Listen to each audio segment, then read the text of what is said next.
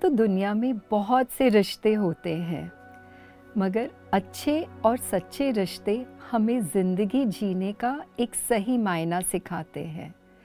दोस्तों, आज मैं आपको एक ऐसी माँ से मिलवाने जा रही हूँ जिन्होंने बखूबी अपने सारे रिश्ते निभाए हैं।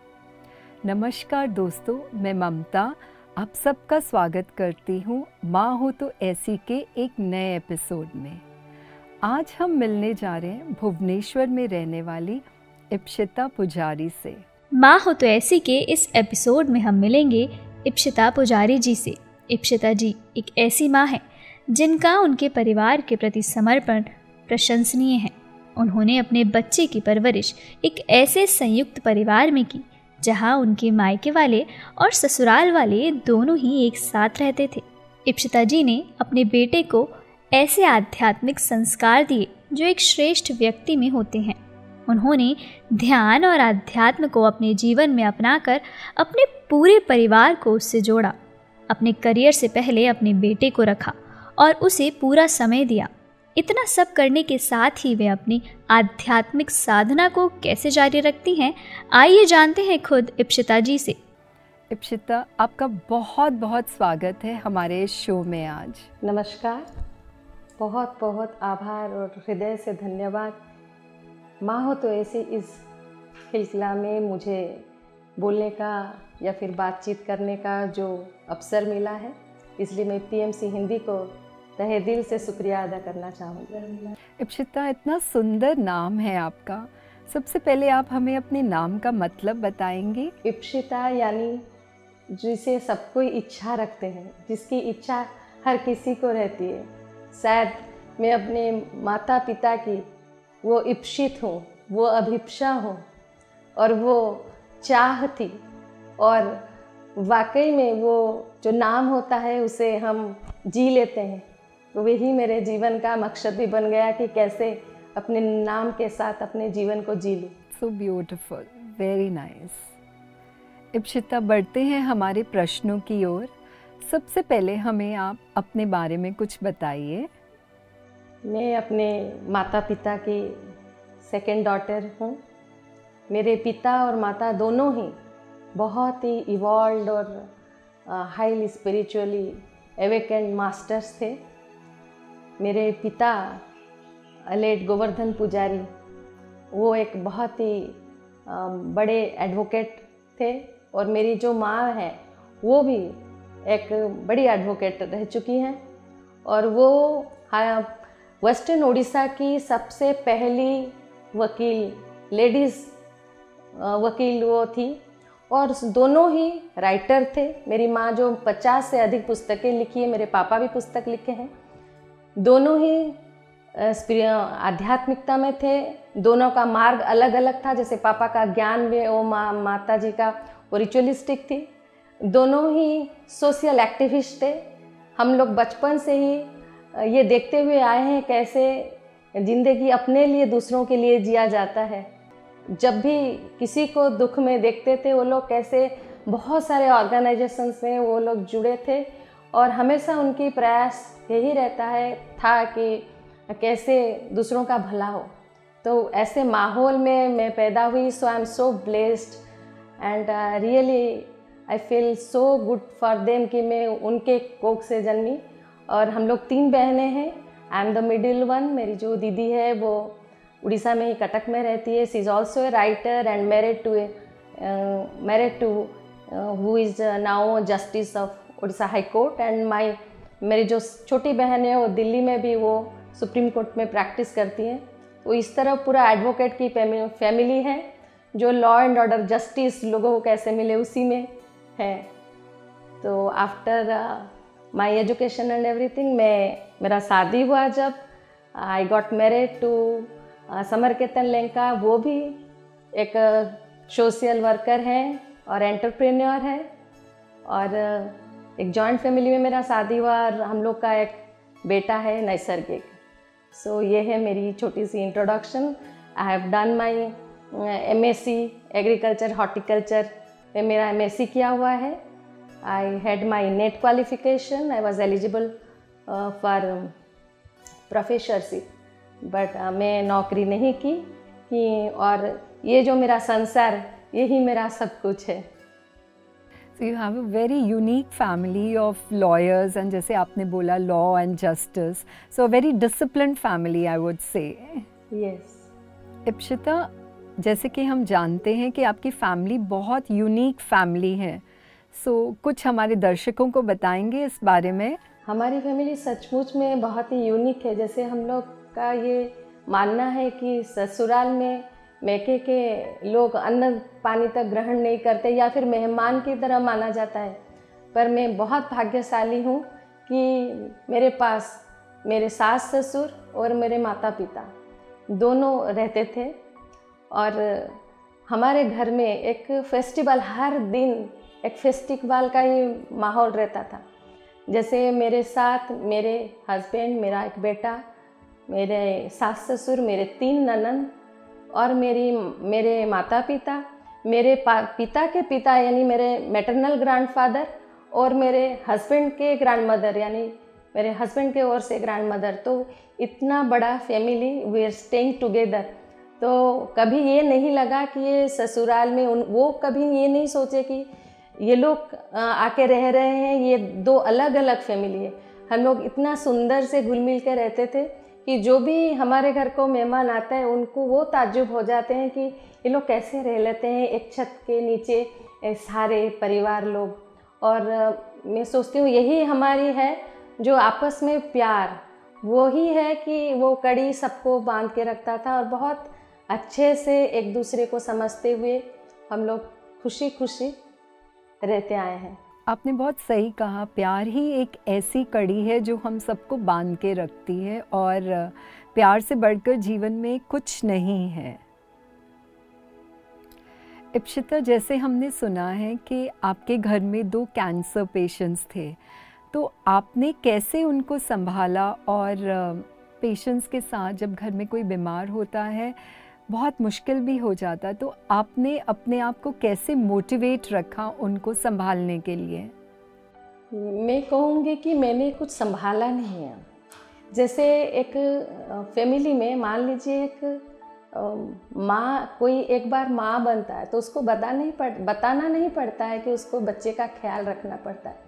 जब हम लोग बच्चे थे तो हमारे पेरेंट्स तो हमारा बहुत ख्याल रखे हैं, ज़रूर रखे हैं, हर एक फैमिली में रखे होंगे। जब वो लोग बाई चांस बीमार पड़ जाते हैं तो हमारा ये कर्तव्य नहीं, ये सहजात प्रकृति होनी चाहिए कि उतना ही प्यार से हम उन्हें संभालें, ना कि हम समझे कि वो बीमार पड़ गए हैं। तो ये तो जस्ट साइकिल ऑफ लाइफ है, कभी उन्होंने हमारा हाथ थामा था और कभी हम उनका हाथ थामे। हमारे घर में हम लोग एक रूम में मेरी माता जी जिनको पैरालिसिस थी, बाद में कैंसर हुई, वो रहती थी।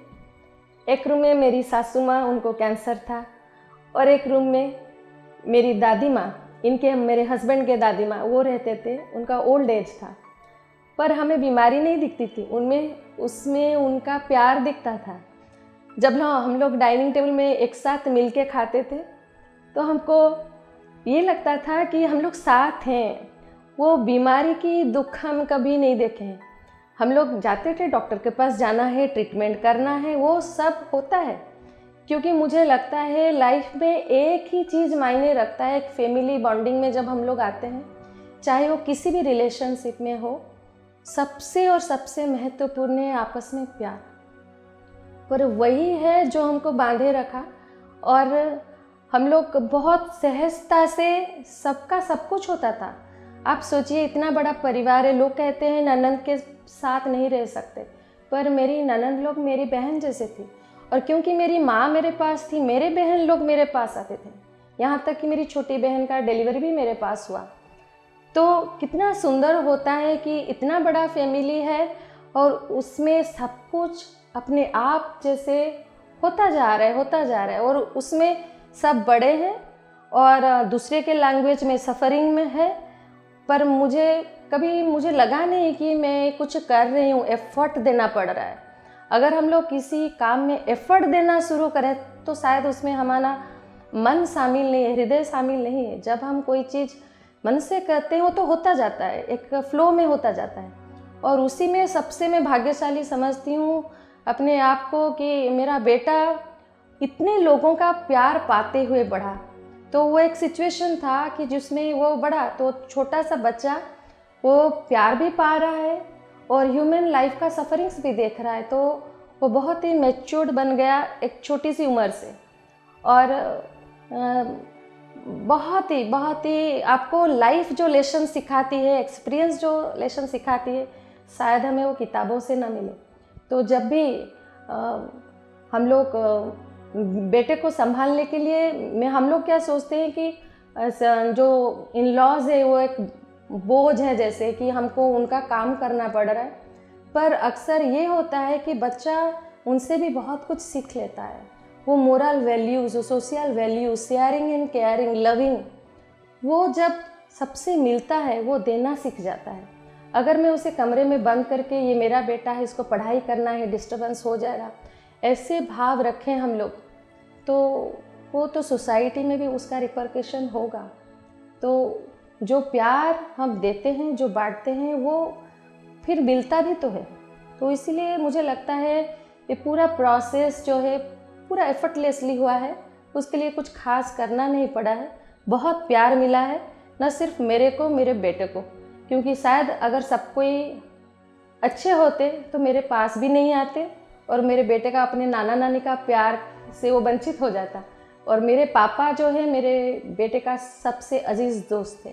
ही was the best friend of my son. So ये दोस्ती कहाँ से होती? तो I feel I am blessed in that way. Ipshita, हम कुछ आपकी प्रेगनेंसी के बारे में जानना चाहेंगे। मदरहुड जो है हर किसी के जीवन में एक बहुत सुंदर सा प्यारा सा जर्नी रहता है, और मुझे भी वो जर्नी में बहुत मज़ा आया। क्योंकि वो समय ये था कि अच्छा खान पान के सहित जो मैंने अपना खास ख्याल रखा वो है अपनी आध्यात्मिक स्थिति या अपनी मनोस्थिति के बारे में। जैसे हमने सुना है कि अभिमन्यु तो अपने गर्भ माता के गर्भ में ही बहुत कुछ सीख लिया था। तो मेरा प्रयत्न ये रहा कि मैं अच्छी पुस्तकें पढूं, अच्छा विचार रखूं अपने मन में, ताकि मेरे विचारों के कारण उसका विचार कलुषित ना हो। तो मैंने इस बहुत अच्छी पुस्तकें पढ़ी, भगवत गीता, रामायण, सुंदराकांड, दार्था भक्ति योग के कई पुस्तकें मैं पढ़ी, कार्तिक महात्म्य, ऐसे करके बहुत सारे पुस्तक। मतलब शाम को मुझे कुछ आध्यात्मिक पुस्तक कंपल्सरीली मुझे पढ़ना ही है। तो बहुत पॉजिटिव रहते हुए, विचारों में शुद्धि रखते हुए मैं कि उसके साथ साथ मेरी माँ जो है वो बहुत स्पिरिचुअल थी, तो कुछ संस्कार भी उन्होंने किया है। जैसे 8वीं महीना में बोलते हैं बच्चे का ब्रेन डेवलपमेंट होता है, तो उस समय एक खास यज्ञ किया गया था, गायत्री यज्ञ, और लास्ट मंथ में पूरा संपूर्ण रामायण, अखंड रामायण 24 घंटे का पाठ किया गया था। मतलब जैसे अच्छा वाइब्रेशंस रहे बच्चे के ऊपर, अच्छा विचारों का प्रभाव पड़े, इसका खास प्रयास किया गया था। और मैं खुद भी मन में मेरा यही विचार था उस समय कि बेटा हो या बेटी उससे फ़र्क नहीं पड़ता, बेटा हो तो श्रेष्ठ बने, बेटी हो तो श्रेष्ठा बने। क्योंकि जगत में तो रात के अंधेरे में एक चांद अगर आ जाए तो सारे अंधेरा चला जाता है। तो एकस चंद्र तमोहंती इसलिए कहते हैं, तमशा अंधार जितना भी हो, एक चंद्र आ जाए तो अंधार चला जाता है।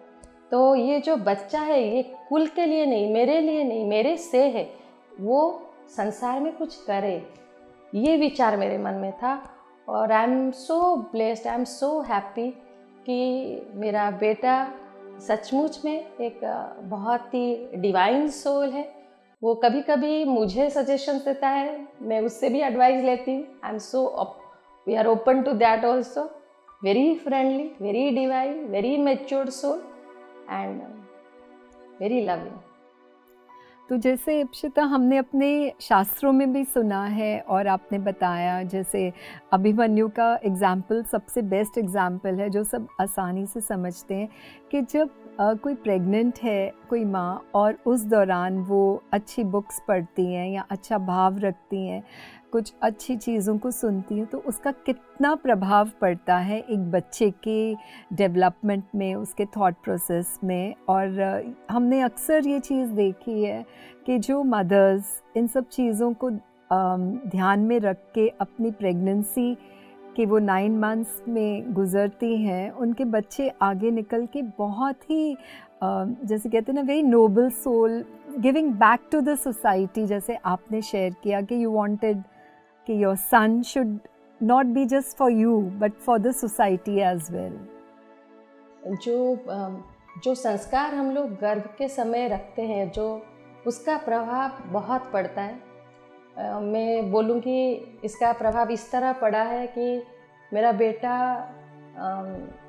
बहुत जल्दी 7 महीने में बोलना शुरू किया। लोग यकीन नहीं करते हैं, साल भर तक मैं देखी हूँ दूसरों को मतलब स्टैमरिंग करते हुए, पर अपने फर्स्ट बर्थडे में वो फुल सेंटेंस बोलता था और इतना अच्छा बोलता था। उसके बातें सुनने के लिए रिश्तेदार बहुत व्याकुल रहते थे कि कितना अच्छा बोलता है।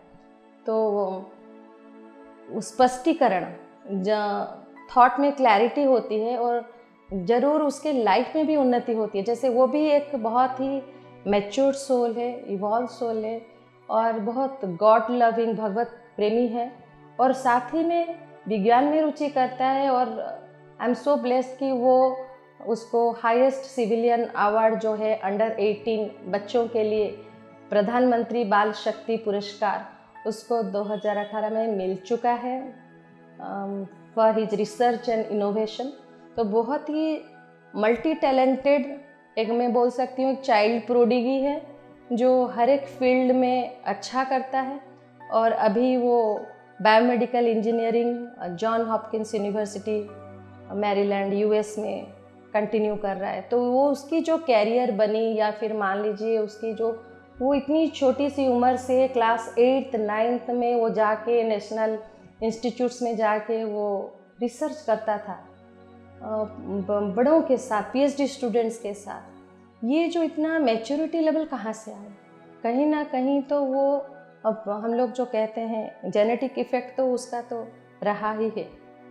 इप्शिता, जहाँ तक हमें पता है आपने अपने बेटे को बहुत सपोर्ट किया है उसके पूरे सफ़र में। इस सफ़र में कई मुश्किलें आई होंगी, कई चैलेंजेस आए होंगे, तो क्या कुछ हमें उसके बारे में बताएंगी आप? जी बिल्कुल। जब वो 3 साल का था और नर्सरी मैंने एडमिशन किया, मैंने जून में एडमिशन किया और अगस्त 15 को मेरी मदर इन लॉ का कैंसर डिटेक्ट हुआ। तो आप समझ सकते हो कि जो घर का माहौल एकदम से चेंज हो जाएगा कि किसी का तबीयत अचानक से इतना ख़राब है और स्टेज 3 में आइडेंटिफाई हो रहा है। तो मैं जब ट्रीटमेंट शुरू हुआ सासू माँ का, तब उसको मैं छोड़ के कई दिनों तक कंटिन्यूसली हॉस्पिटलाइज जब वो रहती थी, मुझे उसे घर में छोड़ के जाना पड़ता था। और ऐसे ही क्योंकि दोनों माँ का तबीयत ख़राब रहता था और मुझे हॉस्पिटल भागा दौड़ी रहती थी, तो मुझे ये लगा कि अगर मैं उसे ऐसे ही छोड़ दूँ तो शायद उसे टीवी की लत ना लग जाए, मोबाइल गेम में या वीडियो गेम में वो इन्वॉल्व हो जाएगा तो फिर उसमें प्रॉब्लम होगी। तो मैंने कॉन्शियसली उसको बहुत सारे एक्टिविटीज़ में उसको पॉजिटिवली एंगेज रखने के लिए डाल दिया था। ही वॉज सो बिजी कि पूरा वीक, एक दिन ड्राइंग, एक दिन कैशियो कीबोर्ड, एक दिन चेस, एक दिन अबाकस, ऐसे करके हर एक एक्टिविटी को मैं उसको एंगेज किया करती थी ताकि let him also explore what is his interest. हमको उतना भी स्पेस देना है कि वो देख ले उसमें उसको क्या अच्छा लगता है, और वो खाली बैठे ना, ताकि खाली दिमाग शैतान का घर कहते हैं। तो फिर वो उस टाइम को अगर पॉजिटिवली एंगेज नहीं करेगा तो शायद वो फिर टीवी का या फिर और कुछ में लग जाएगा। तो पहले तो ये कोशिश रही कि उसको पॉजिटिवली एंगेज करूँ, पर उसको साथ ही साथ उसको उसका भी पर्सनालिटी डेवलपमेंट करना था। तो हर एक रात मुझे उसको भी ये ना लगे कि ये कुछ एफर्ट दे के हर एक बात को ये ध्यान रखना पड़ता है, एफर्ट दे के करना है। उसको भी एकदम कंफर्टली उसको ये करना पड़ता था कि रात को सोने से पहले मुझे मान लीजिए कुछ जनरल नॉलेज उसको देना है, पर बुक पढ़ते हुए एक मेथोडिकल वे में उसको नॉलेज में कभी इम्पार्ट करूं, उस टाइप का मेथड में उसको मैं कभी नहीं की हूँ। उसको ऐसे बातचीत करते हुए as if we are talking gossiping, उस टाइप में 10 नया चीज़ में उसको कुछ बोल दी, और ताकि वो उसके दिमाग में रह जाए दुनिया में भी क्या हो रहा है। तो उसको जनरल नॉलेज में एकदम बातों बातों में ही बता देती हूँ, पता है ऐसे ही एकदम स्टोरी की तरह। जब वो एकदम बच्चा था, जब वो फिर थोड़ा बड़ा हुआ और अपने से कुछ कुछ करने लगा, फिर उसको जो उसका क्या इंटरेस्ट है, मैं देखिए उसको चेस बहुत अच्छा लग रहा है और उसको मैं खेलने के लिए उसको मैं टूर्नामेंट्स भी हो जाता था, तो उसको साथ में जाना, उसके जो भी एक्टिविटी वो कर रहा है। तो हम लोग क्या करते थे, माँ बेटे, जब संडे के संडे वो हम लोग का छुट्टी का डे, सुबह से रात तक हम लोग हर एक इवेंट में, यहाँ पे बहुत सुंदर भुवनेश्वर में एक एनवायरनमेंट है एजुकेशन का, जहाँ के डिफरेंट कॉम्पिटिशन्स होते रहते हैं राउंड द ईयर। तो डिबेट हुआ, ऐसे हुआ, ड्राइंग हुआ, स्किट हुआ, सब कुछ मैं उसको पार्टिसिपेट करवाती थी। इसलिए नहीं कि उसे प्राइज़ मिले, इसलिए कि उसका जो इनर भय होगा किसी चीज़ का वो दूर हो जाए, स्टेज फियरनेस चला जाए, उसमें कॉन्फिडेंस आ जाए। तो सिर्फ स्टैंडर्ड 1 में वो पब्लिक स्पीकिंग उसका आ गया था। वो 7-8 साल में वो national children festival Karnataka Mangalore में गया था।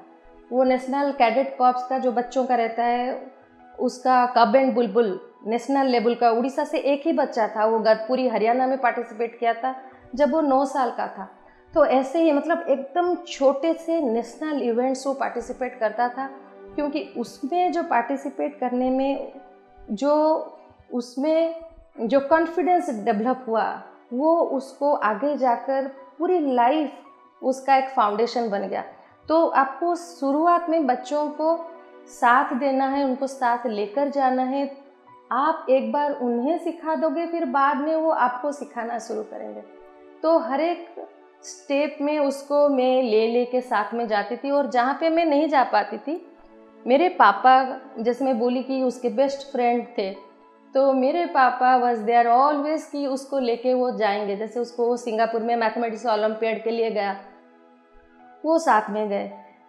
अगर भुवनेश्वर में कहीं कुछ है तो आई यूज टू टेक, अगर बाहर कहीं है इंटर स्टेट कुछ इवेंट है, नेशनल इवेंट्स है, तो पापा लेके जाते थे। तो अगेन आपका फैमिली भी आपको, you are a whole total unit, you are not an individual in a family. So उसके ग्रोथ में सबका इनपुट रहा और उसको ऐसे ही हेल्प करते। जब वो रिसर्च करने लगा, क्लास 6 से शुरू किया था और 9th में उसका ज़्यादा रिगोरस रिसर्च करने लगा था। वो नाइजर, IIT ऐसे यहाँ पे जो नेशनल इंस्टीट्यूट से वहाँ जाके रात भर रिसर्च करता था। उसको मैं उसका असिस्टेंट बन गई थी। वो मुझे बहुत मज़ा आता था उसके काम में उसको हेल्प करना, कि वो थीसिस कर लिया, मैं प्रिंट आउट निकाल दी, वो प्रिपेयर कर लिया, मैं उसका बैनर बना दी, वो पार्टिसिपेट कर रहा है, मैं उसे टांग रही हूँ। So I was just like assistant to him, कि वो कुछ भी कर रहा है। अगर उसको सैम्पल कलेक्शन के लिए कहीं जाना है दूर, तो I am going with the sampling box, I will take the photographs for him while he is collecting the samples. So ये क्या होता है, काम वो कर रहा है, उसका मैं असिस्टेंट हूँ। तो उसके साथ काम करते हुए जो मेरी भी जो जिज्ञासा है एज ए साइंस स्टूडेंट, वो मुझे फुलफिलिंग लगता था, मुझे अच्छा भी लगता था। और मैं भी मुझे भी ये रहती थी कि हाँ वो मेरे साथ है तो सेफ है। तो उसका जो पूरी जर्नी में, उसके करियर के जर्नी में उसके साथ साथ रहकर मैंने भी बहुत कुछ सीखा और उसका सपोर्ट हमेशा दिया। इस होल प्रोसेस में जैसे आपने उसका पूरा साथ दिया, एक बहुत अच्छा बॉन्ड भी क्रिएट हो जाता है जब हम अपने बच्चों के साथ साथ उनको समझते हैं या उनके साथ चलते हैं हम और उनको सपोर्ट करते हैं। जैसे आपने उसको हर एक्टिविटीज़ वगैरह में सपोर्ट किया, तो that's a very good bond building time also. Ipshita, आपके हस्बैंड ने कैसे आपको सपोर्ट किया और उनका बॉन्ड कैसे बना अपने बेटे के साथ, या उनका कनेक्ट कैसे बना अपने बेटे के साथ? मेरे हस्बैंड हमारा जो उनका वर्क प्लेस है वो, हम लोग भुवनेश्वर में रहते हैं, वो वर्क प्लेस में रहते हैं। तो बचपन से ही वो पास में नहीं है, पर उनका भी बाप और बेटे का बॉन्डिंग देखकर कभी कभी मुझे भी जेलसी होती है कि कितना प्यारा सा उनका आपस में प्यार है। जब मैं उसको ऐसे कंपटीशन में या फिर कहीं में उसको लिखना पड़ता है हु इज़ योर आइडल, मैं उसको बोलती हूँ right APJ Abdul Kalam, he used to say my papa is my idol. तो मुझे भी बहुत फ़ख्र होती है कि चलो पापा दूर होते हुए भी उसके कितने नज़दीक है, क्योंकि जो प्यार की जो सुगंध है ना, वही है जो आपके ब्लड में जा रहा है, जो आपके दिल में धड़कन है। वो पापा से जो सेंस ऑफ सिक्योरिटी उसको मिल रहा है कि उसको पता है पापा रोज़ नहीं मिल सकते, पापा वीकेंड में आते हैं, पर मुझे वो बहुत प्यार करते हैं। ये जो सेंस ऑफ सिक्योरिटी है उसके पास, जो प्यार उनसे मिलता है, वो उसमें बहुत खुश है और उन दोनों में बहुत भी बनती है। और वो लोग जब मिलकर बात करते हैं वो नेशनल इंटरनेशनल इश्यूज़ करते हैं, और मुझे वो बहुत मज़ा आता है कि दोनों में बहुत अच्छा है जो आपस में संपर्क। और वो भी कुछ सैक्रिफाइसेस तो हर एक पिता को करना ही पड़ती है। जैसे उसके लिए एक कार और ड्राइवर दे दिया, खुद ड्राइव करते हैं, तो नहीं, बेटे को जाना है, दूर दूर तक जाना है। उसको जब सैंपल कलेक्ट करने के लिए, उसके एक प्रोजेक्ट के लिए काऊ का फर्स्ट यूरिन कलेक्ट करना पड़ता था रात को 3 बजे। तो रात को 2 बजे घर से निकलेगा, तो कैसे निकलेगा?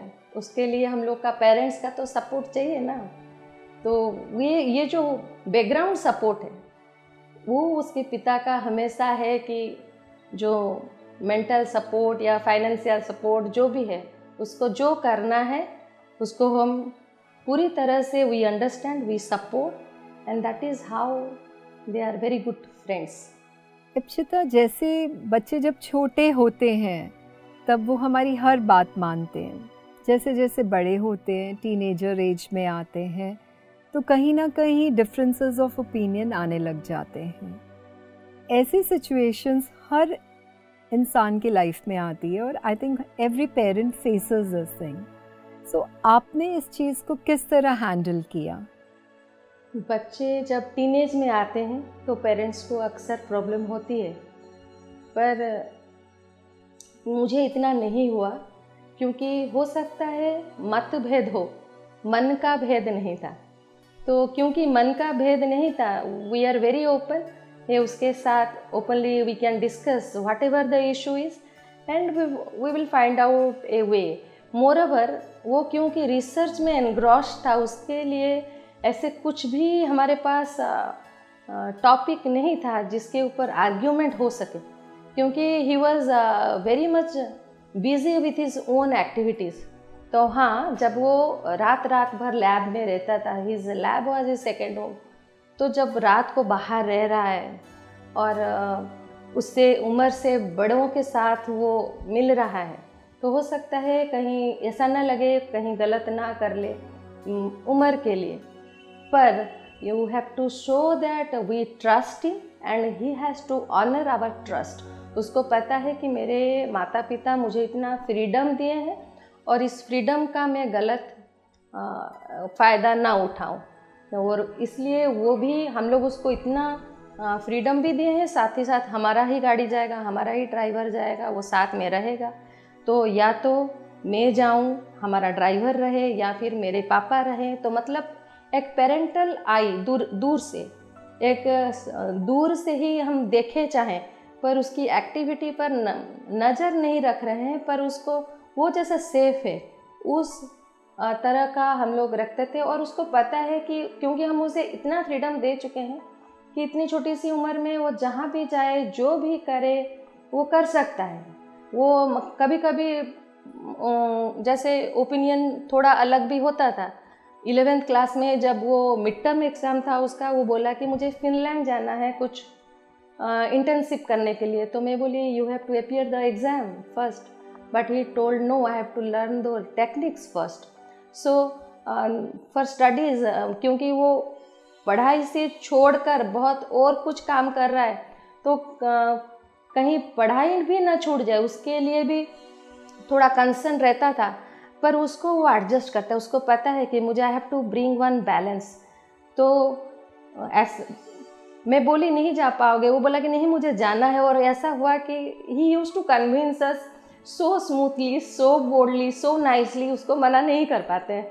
फिर वो गया, जब एग्ज़ाम नहीं दे के वो फिनलैंड गया, और शायद वो उसका सही डिसीज़न था, क्योंकि आगे जाकर उसके एडमिशन प्रोसेस में ये जो इंटर्नशिप वगैरह उसको काम में आए, वो जो भी वो लर्न किया उसके आगे जाकर वो उसको हेल्प ही किया। तो अक्सर मेरे जो फ्रेंड हैं उनके साथ वो क्वाइट ओपन है, और उसके जो फ्रेंड्स हैं उसको उनके प्रति मैं क्वाइट ओपन हूँ।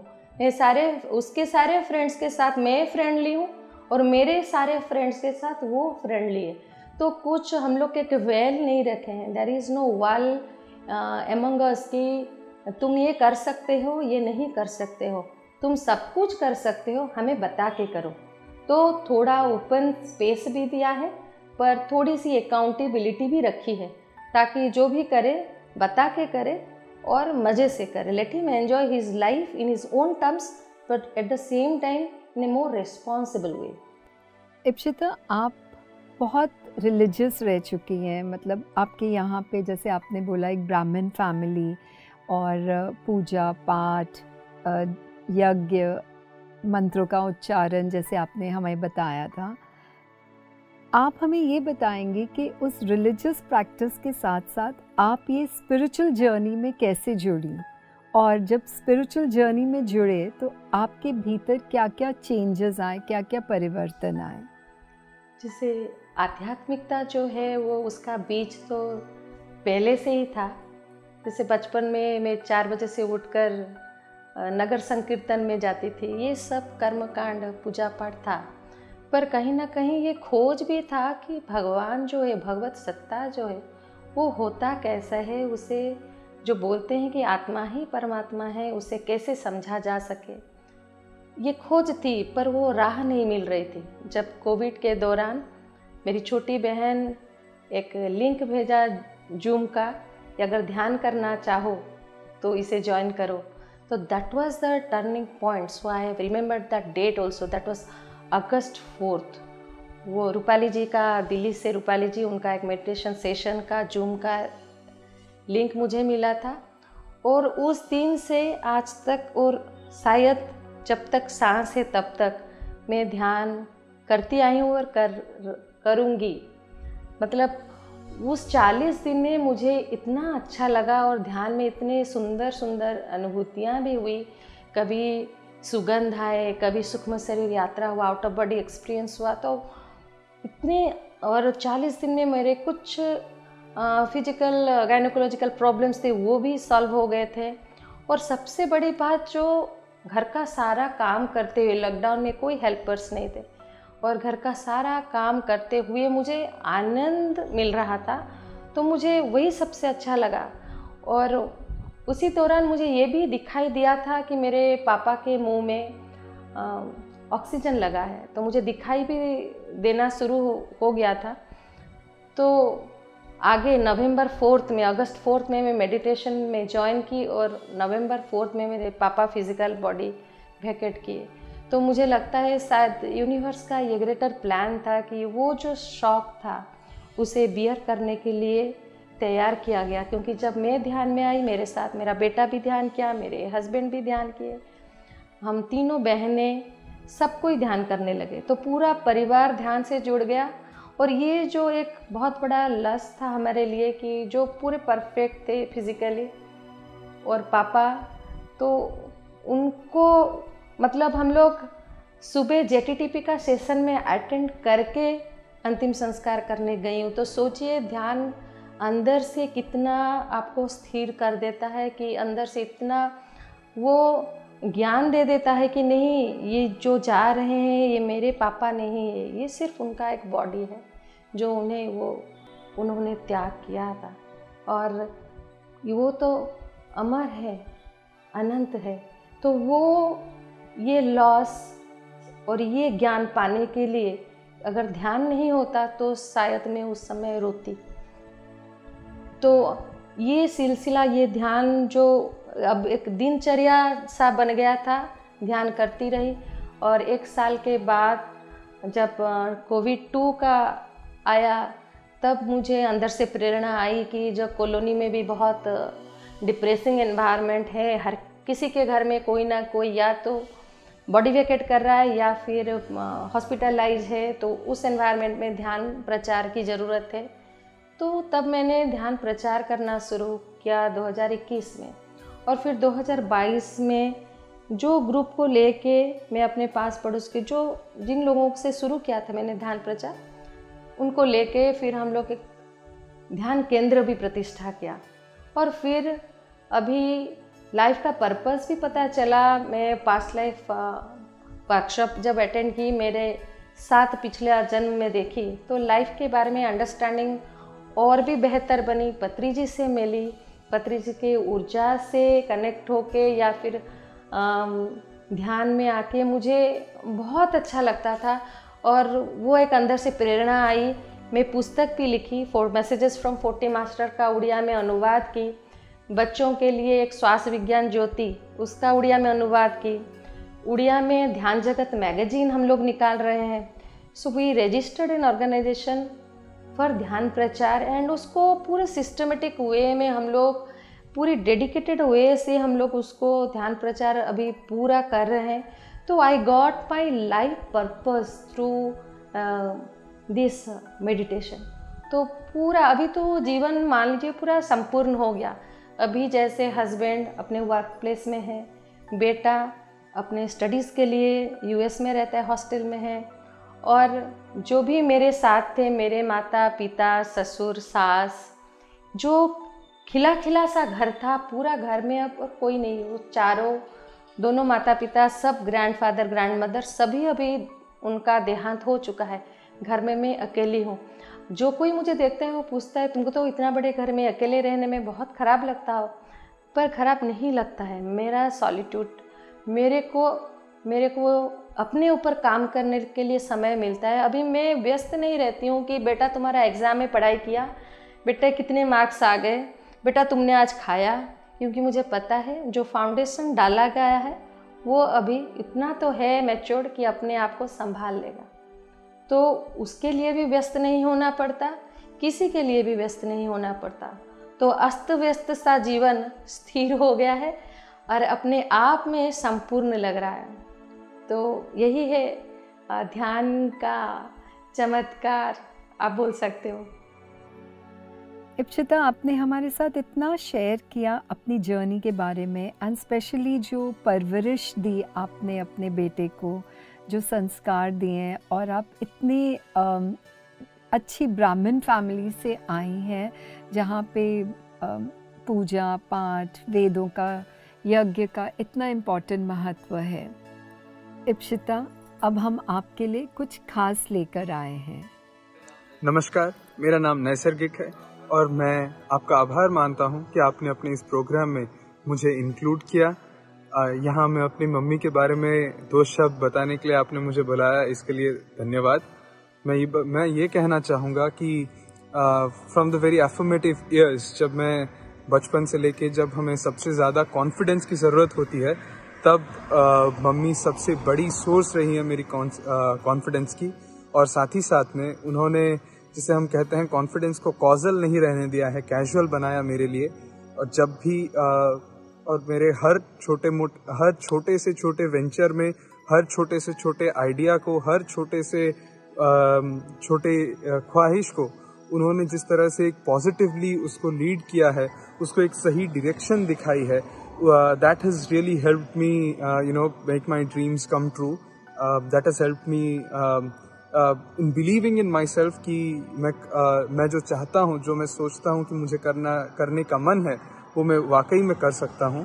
And I'll always be eternally thankful for that to her. Ipsita, आप कुछ कहना चाहेंगी अपने बेटे को? Be true to yourself. God bless you. वो जैसा है बहुत अच्छा है, बस उसका नाम नैसर्गिक है। वो नैसर्गिक खुशी हमको दिया है, हर तरफ दे। जो सीख मैंने अपने माँ बाप से मिला है, जो सीख हमने उसको देने की कोशिश की है, वो उसे जिए। Love you. इप्शिता, बहुत अच्छा लगा आज आपसे मिलकर और आपके जीवन के बारे में जानकर, और इतनी प्यारी फैमिली आपकी रही है और आगे भी होगी। परमात्मा का सदैव आशीर्वाद रहेगा आपके ऊपर। और जो आपने हमारे साथ शेयर किया कि हमें अपने बच्चों को जो संस्कार देने चाहिए वो शुरू होते हैं जब बच्चे हमारे गर्भ में आते हैं। This was something very important and हमें हमेशा इस चीज़ का ध्यान रखना है। आपने जो भी हमारे साथ शेयर किया उसके लिए, और स्पेशली जो आप इतना अच्छा काम कर रही हैं ध्यान प्रचार का, स्प्रेड करना लोगों में, जिससे उनको हिम्मत मिल सकती है, चैलेंजेस को हम फेस कर सकते हैं जब हम अपने अंदर शांत होते हैं। तो बहुत बहुत धन्यवाद पीएमसी हिंदी को, ममता जी को और आप सभी दर्शकों को जो भी इस शो के माध्यम से मुझे सुन रहे हैं। तो दोस्तों, प्यार एक ऐसी कड़ी है जो हम सबको बांधे रखती है, और प्यार से ही हम जीवन की बड़ी से बड़ी चुनौतियों का सामना कर सकते हैं, चाहे वो परिवार है, चाहे वो सोसाइटी है, चाहे कहीं भी है। आज के लिए बस इतना ही। फिर हम आपसे मिलेंगे माँ हो तो ऐसी के एक नए एपिसोड में। धन्यवाद।